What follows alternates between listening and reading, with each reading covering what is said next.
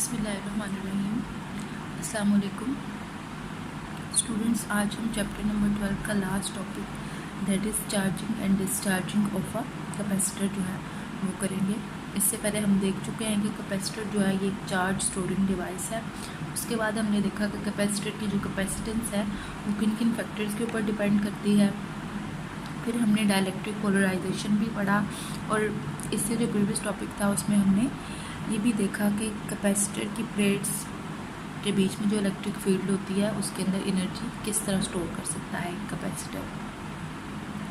आज का जो हमारा टॉपिक है, स्टार्ट करने से पहले जो प्रीवियस कॉन्सेप्ट को ज़रा रिवाइज करते हैं कि इस तरह एक पैरेलल प्लेट कैपेसिटर अगर आपके पास है तो इसकी प्लेट्स के ऊपर जब आपने चार्ज डिपॉजिट करवाना हो तो आप एक बैटरी के थ्रू पोटेंशियल प्रोवाइड करते हैं। लेकिन क्या ये चार्ज सडनली कैपेसिटर की प्लेट्स के ऊपर डिपॉजिट हो जाएगा? ऐसा नहीं होगा। जैसे ही आप बैटरी को क्लोज करेंगे तो चार्ज जो है ग्रेजुअली इस जगह से मूव करता हुआ प्लेट्स के ऊपर डिपॉजिट होगा। इसका मतलब है कैपेसिटर की प्लेट्स के ऊपर चार्ज डिपॉजिट होने में कुछ टाइम लगा। सिमिलरली जब आपने कैपेसिटर को फुली चार्ज कर लिया है तो इसके बाद अब कैपेसिटर ने डिस्चार्ज करना है। तो आप क्या करें, आप इस बैटरी को हटा दें, इसकी जगह एक बल्ब लगा दें। अब क्या होगा कि ये जो कैपेसिटर की प्लेट्स के ऊपर चार्ज डिपॉजिट है ये आएगा, यहाँ से फ्लो करता हुआ करंट जनरेट होगा और बल्ब जो है वो लाइट अप हो जाएगा। जब तक के कैपेसिटर की प्लेट से फुली चार्ज जो है वो डिस्चार्ज नहीं हो जाता, ये बल्ब जो है ये लाइट अप रहेगा। आहिस्ता आहिस्ता ये डिम होते होते बुझ जाएगा। इसका मतलब है जब ये बुझ गया तो कैपेसिटर फुली डिस्चार्ज हो गया। यहाँ से हमें पता चलता है कि कैपेसिटर को चार्ज और डिस्चार्ज करने के लिए कुछ टाइम रिक्वायर्ड होता है। इसकी एग्जांपल आप अपनी डेली लाइफ से ले सकते हैं कि आप जब कोई पिक्चर बनाते हैं तो पिक्चर जब आप खींचते हैं, पिक्चर को जब आपने कैप्चर करनी होती है उसका बटन क्लिक करने के बाद जो है वो फ्लैश ऑन होता है। वो बाद में फ्लैश क्यों ऑन होता है, वो डिले क्यों आया? क्योंकि कैपेसिटर ने चार्जिंग के लिए कुछ टाइम लिया और कैपेसिटर वो जो है फ्लैश ऑन होने के बाद कुछ देर बाद ऑफ हो जाता है क्योंकि फिर कैपेसिटर ने डिस्चार्ज करना होता है, इस वजह से वो ऑफ हो जाता है। तो अब जो हमारा टॉपिक है charging and discharging of a capacitor, इसको पढ़ने के लिए हमने एक सर्किट बनाया हुआ है। हमें एक सर्किट चाहिए जिसके अंदर एक कैपेसिटर जो है वो लगा हुआ हो। सर्किट की डेफिनेशन पढ़ते हैं जी। A circuit which is a combination of a resistor and a capacitor is called RC circuit. यानी कि एक ऐसा सर्किट जिसके अंदर एक रेजिस्टर लगा हो और एक कैपेसिटर लगा हो, उसको आप क्या बोलेंगे? RC circuit. कंस्ट्रक्शन के अंदर ये सर्किट मैंने बनाया हुआ है। एक रेजिस्टर लगा हुआ है, एक कैपेसिटर लगा हुआ है, साथ एक बैटरी आपने लगा दी और एक स्विच लगा दिया। ये ABC टर्मिनल्स हैं जिनको हम अपनी ज़रूरत के वक्त ऑन ऑफ कर सकते हैं। तो कंस्ट्रक्शन के लिए जो कंपोनेंट्स हैं कैपेसिटर, रेजिस्टर, स्विच और बैटरी, इन सारे कंपोनेंट्स को आपने सीरीज़ में ज्वाइन करना है, जो कि बहुत सिंपल है। आप इस तरह इनको सीरीज़ में ज्वाइन करते हैं। ठीक हो गया। अब अगर आप इस तरह करें, आपने कैपेसिटर को चार्ज करवाना है, आप क्या करेंगे? टर्मिनल A को B के साथ मिला देंगे। ये हो गया। इस तरह से ये सर्किट क्लोज हो गया। स्विच को क्लोज करें, बैटरी से पोटेंशियल मिलेगा। यहाँ से इस कैपेसिटर तक जाने के लिए चार्ज को इस रेजिस्टर से गुजरना पड़ेगा। अब रेजिस्टर क्या करता है? अपोज करता है करंट के फ़्लो को या चार्ज के फ़्लो को। इसका मतलब है इस कैपेसिटर तक पहुंचने के लिए इन चार्जेस को पहले इस रेजिस्टर की ऑपोजिशन को ओवरकम करना होगा, फिर ये कैपेसिटर के ऊपर पहुंचेंगे चार्जेस। तो इसके रेजिस्टेंस को ओवरकम करने में जो टाइम लगा उसको हम बोलेंगे कि ये टाइम डिले आ गया है। दैट मीन्स कि कैपेसिटर की चार्जिंग के लिए कुछ टाइम रिक्वायर्ड होगा। सडनली जो है कैपेसिटर चार्ज नहीं हो जाएगा, ग्रेजुअली जो है वो चार्ज यहाँ से होता हुआ जाएगा यहाँ पे और इसकी प्लेट्स के ऊपर डिपॉजिट होगा। अब हम देखते हैं कैपेसिटर की चार्जिंग और डिस्चार्जिंग के ग्राफ किस तरह के होंगे और इक्वेशंस किस तरह की आएंगी। अब जब आपने ए को बी टर्मिनल के साथ मिला दिया, सर्किट क्लोज हो गया, यहाँ से चार्ज जाएगा, कैपेसिटर की प्लेट्स के ऊपर डिपॉजिट होगा, चार्ज जो है वो ग्रेजुअली इंक्रीज़ करेगा। ग्राफ किस तरह का होगा? ग्राफ इस तरह का होगा कि स्टार्ट में जब टाइम ज़ीरो था चार्ज भी ज़ीरो था, फिर आहिस्ता आहिस्ता बढ़ते बढ़ते चार्ज जो है वो बढ़ता गया कैपेसिटर की प्लेट्स पे, और यहाँ पे आके मैक्सिमम जो चार्ज है वो डिपॉजिट हो गया। मैक्सिमम चार्ज को आप क्यू नॉट से रिप्रेजेंट करेंगे, जो कि किसके इक्वल है? सी वी नॉट के इक्वल है। यानी कि ये कैपेसिटर की चार्जिंग का अगर आप ग्राफ बनाना चाहें तो ग्राफ इस तरह का होगा। अब इसकी इक्वेशन किस तरह की होगी? इक्वेशन ये है, इसकी डेरिवेशन आपके लेवल पे नहीं होगी, ये बीएससी लेवल की है, हमने जस्ट इसकी फाइनल फॉर्म देखनी है। इक्वेशन है जी Q is equal to q naught, यहाँ पे क्यू नॉट मैक्सिमम चार्ज है, इंटू 1 माइनस, इसको बोलते हैं आप एक्सपोनेंशियल, ये एक फंक्शन है एक्सपोनेंट फंक्शन, या इसको आप एक्सपोनेंशियल भी बोलते हैं, और इसकी पावर क्या है? -t/RC। यहाँ पे t जो है ये वाला टाइम है कि कैपेसिटर की चार्जिंग होने में कितना टाइम गुजर चुका है, और ये जो RC है ये टाइम कांस्टेंट है। ये हम देखते हैं अभी कि ये क्या होता है। इस जो पूरे फैक्टर को आप सॉल्व करेंगे तो यहाँ से जो e है इसकी वैल्यू ये मैंने यहाँ पे लिखी हुई है, ये वैल्यू है, यहाँ पे आप ये वाली वैल्यू पुट करें। इस पूरे फैक्टर को जब आप सॉल्व करेंगे आंसर आएगा क्यू नॉट 0.63। इस आंसर का मतलब है कि किसी भी कैपेसिटर को 63% चार्ज प्रोवाइड करने के लिए आपको जो टाइम रिक्वायर्ड होता है वो कितना टाइम है वो हम देखेंगे नेक्स्ट टाइम कांस्टेंट के अंदर। ठीक हो गया। डिस्चार्जिंग जो है वो क्या है?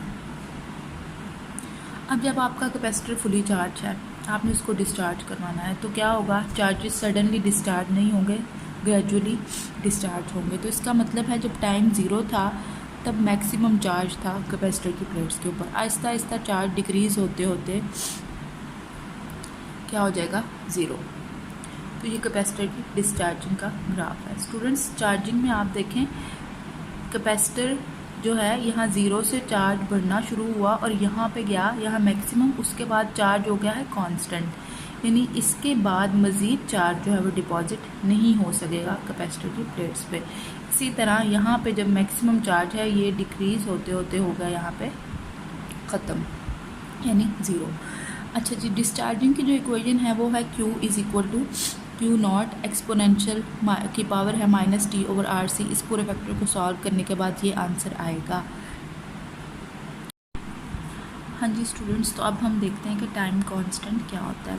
ये जो रेजिस्टर और कैपेसिटर आपने लगाया हुआ है, इनकी जो वैल्यूज़ होंगी उनका प्रोडक्ट जो है वो डिसाइड करेगा कि इस कैपेसिटर को फुल चार्ज का 63% चार्ज करने के लिए कितना टाइम रिक्वायर्ड होगा, या इस कैपेसिटर को डिस्चार्ज करने के लिए कितना टाइम रिक्वायर्ड होगा। ये डिसाइड करेगा R और C का प्रोडक्ट। तो R और C के प्रोडक्ट को हम इसलिए बोलते हैं कि ये टाइम कांस्टेंट है। मैथमेटिकली भी ये टाइम के इक्वल आता है, वो हम अभी प्रूव करते हैं। इसकी डेफिनेशन देखें कि टाइम कांस्टेंट क्या होता है। Time required by the capacitor to deposit 0.63 times equilibrium charge Q naught, यानी कि इक्विलिब्रियम चार्ज का 0.63 या आप इसको 63% भी कह सकते हैं कि Q नॉट का 63% जो है चार्ज कैपेसिटर की प्लेट्स के ऊपर डिपॉजिट करवाने के लिए जो टाइम रिक्वायर्ड होता है उसको आप बोलते हैं टाइम कांस्टेंट। अब मैथमेटिकली आप इसको देखें, RC should be equal to time. तो RC जो है, R आपको पता है resistance by Ohm's law, V is equal to IR, वहाँ से आप पिक कर सकते हैं कि R is equal to V/I होगा। इसी तरह जो कैपेसिटेंस की वैल्यू है ये भी आपको पता है Q/V होती है। तो यहाँ R की जगह V/I पुट कर दें और C की जगह Q/V पुट कर दें। V के साथ कैंसिल हो गया, आपके पास क्या रह गया? ऊपर चार्ज, नीचे करंट। अब जो करंट है I, इसकी वैल्यू होती है चार्ज पर यूनिट टाइम, तो इस करंट की जगह मैं चार्ज पर यूनिट टाइम लिख दूँगी। ये Q के साथ कैंसिल होगा, ये नीचे है T, तो ये ऊपर जाके मल्टीप्लाई हो जाएगा। इसका मतलब है आपके पास क्या बचा? सिर्फ T। तो यहाँ से आपने प्रूव कर दिया कि RC इज़ इक्वल टू है T। इस R C is equal to t को आप बोलते हैं टाइम कांस्टेंट। ये टाइम कांस्टेंट जो है हमें बताता है कि कैपेसिटर की प्लेट्स के ऊपर 63% जो है वो चार्ज डिपॉजिट, मैक्सिमम चार्ज का 63% डिपॉजिट करने के लिए आपको कितना टाइम रिक्वायर्ड होगा। तो हम अपने टॉपिक को जो है वो सम अप कर लेते हैं। हमने स्टार्ट किया कि एक आरसी सर्किट क्या होगा। आरसी सर्किट ऐसा सर्किट होता है जिसमें रेजिस्टर और कैपेसिटर जो है ये दोनों सीरीज़ में लगे होंगे। जब आपने इसको ए और बी टर्मिनल को आपने ज्वाइन कर दिया तो क्या होगा, ये सर्किट क्लोज हो जाएगा और कैपेसिटर चार्ज होना शुरू हो जाएगा। जब कैपेसिटर चार्ज होगा तो ग्राफ इस तरह से आएगा, ये ग्रेजुअली इंक्रीज़ हो रहा है चार्ज, और इंक्रीज़ होते होते चार्ज कांस्टेंट होगा, यानी अब मज़ीद कोई चार्ज डिपॉजिट नहीं हो सकता। इसके बाद अब आपने कैपेसिटर को अब आपने डिस्चार्ज करवाना है तो आप क्या करेंगे, ए बी टर्मिनल दोनों को इनका कनेक्शन ख़त्म कर देंगे, ए को सी के साथ मिला देंगे।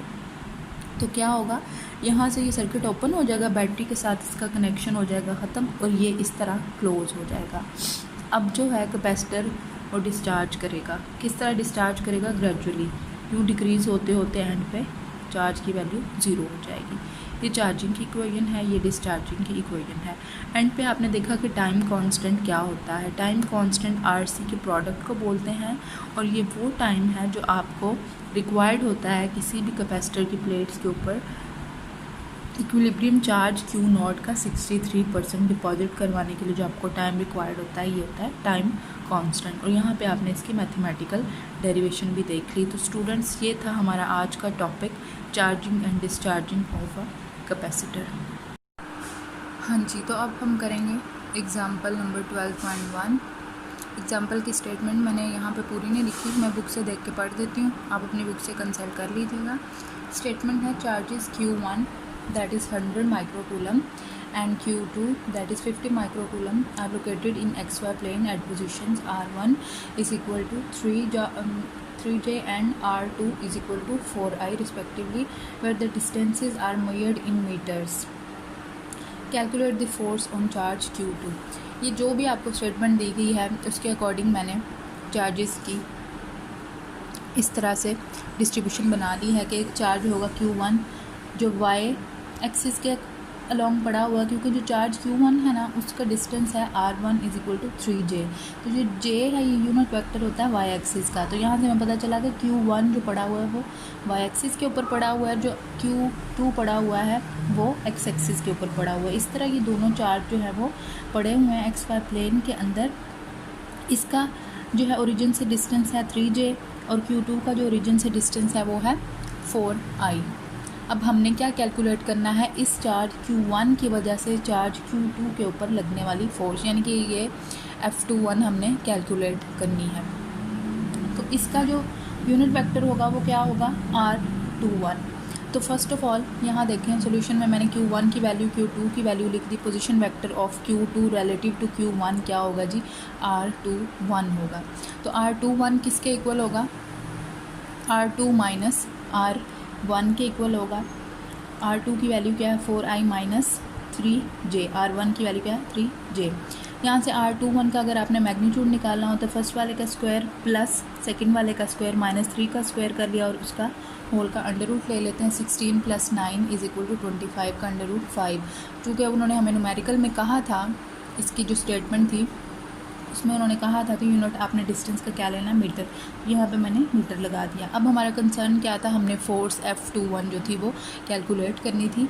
F21 is equal to 1/4πε0 Q1 Q2 over R। F21 से रिलेटिव R21 होगा यूनिट इसका डिस्टेंस, और इसका जो होगा यूनिट वेक्टर वो क्या होगा, R21। ठीक हो गया।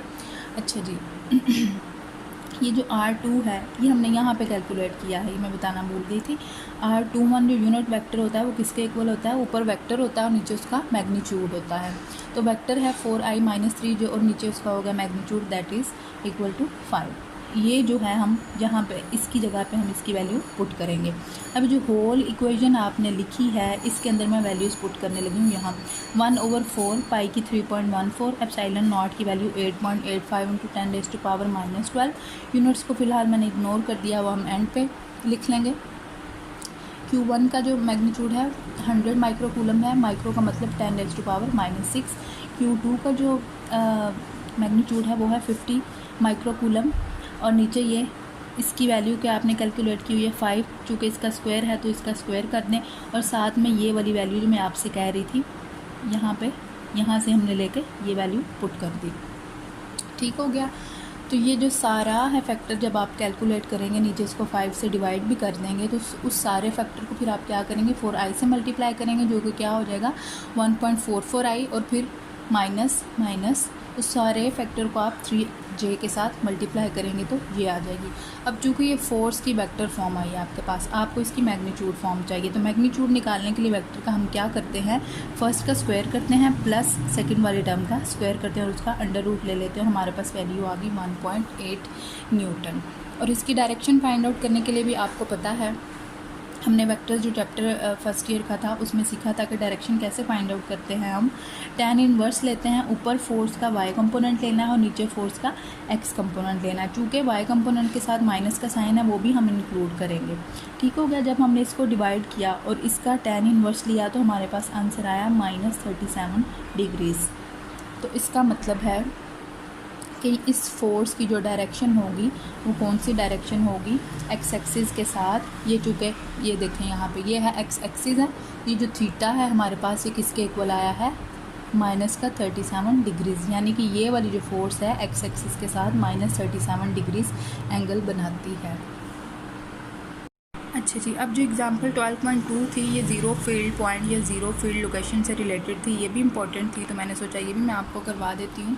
स्टेटमेंट है जी, 2 positive point charges Q1 16 microcoulomb and Q2 4 microcoulomb are separated by a distance of 3 metres as charges where electric find charges where electric field is zero. थोड़ी स्टेटमेंट में मुझे गड़बड़ लग रही है, लेकिन इसको मैं आपको बता देती हूँ कि आपके पास दो चार्जेस हैं, दोनों ही पॉजिटिव चार्जेस हैं। आपको पता है दोनों पॉजिटिव चार्जेस क्या करते हैं, एक दूसरे को रिपेल। अभी हमने थोड़ी देर पहले पढ़ा कि जब दो चार्जेस एक दूसरे को रिपेल करेंगे तो उनके बीच में एक पॉइंट ऐसा होगा जहाँ पे इलेक्ट्रिक फील्ड की वैल्यू क्या हो जाएगी, ज़ीरो हो जाएगी। तो यहाँ पे हमने वो पॉइंट निकालना है जहाँ पे इलेक्ट्रिक फील्ड की वैल्यू क्या होगी, ज़ीरो होगी। अब चूँकि एक चार्ज Q1 जो है वो 16 माइक्रोकूलम का है और दूसरा चार्ज जो है वो किसका है, 4 माइक्रोकूलम का। तो जो छोटे मैग्नीट्यूड का चार्ज है उसके पास ऐसा पॉइंट P होगा जहाँ पे electric field E will be equal to zero. ठीक हो गया। अगर तो ये दोनों ही 4 माइक्रोकूलम के होते तो हमने कहना था कि इनके बिल्कुल दरमियान में है E is equal to zero. चूँकि एक बड़ा एक छोटा है तो छोटे वाले चार्ज के करीब जो होता है ज़ीरो फील्ड लोकेशन जो है वो एग्जिस्ट करती है। अब इस पॉइंट के ऊपर क्या होता है, E ज़ीरो होता है, तो हम क्या कह सकते हैं इस पॉइंट के ऊपर E1 E2 के इक्वल होगी, where magnitude of E will be equal to zero. तो E1 क्या है, इलेक्ट्रिक फील्ड है चार्ज 1 का, उसकी value 1/4 pi epsilon not Q1 over. अच्छा, यहाँ से ज़रा मैं आपको बता दूं, ये चार्ज Q1 है, ये चार्ज Q2 है, दोनों के बीच में डिस्टेंस कितना है, 3 मीटर। ये जो पॉइंट है इसका मैंने चार्ज Q2 से जो डिस्टेंस लिया है वो क्या है, D है। अब जो Q1 है उसका हम डिस्टेंस क्या लेंगे, इस पॉइंट से, इस टोटल में से इस D को माइनस कर देंगे। Q1 की जो इलेक्ट्रिक फील्ड की वैल्यू है 1/4 pi epsilon not Q1 over इसका जो डिस्टेंस आपने लेना था, इस टोटल डिस्टेंस में से ये वाला D आप क्या कर देंगे, माइनस कर देंगे। तो ये होगा 3 माइनस D। चूँकि आप R का स्क्वायर करते हैं इसलिए यहाँ पे डिस्टेंस का क्या आपने कर दिया है, स्क्वायर।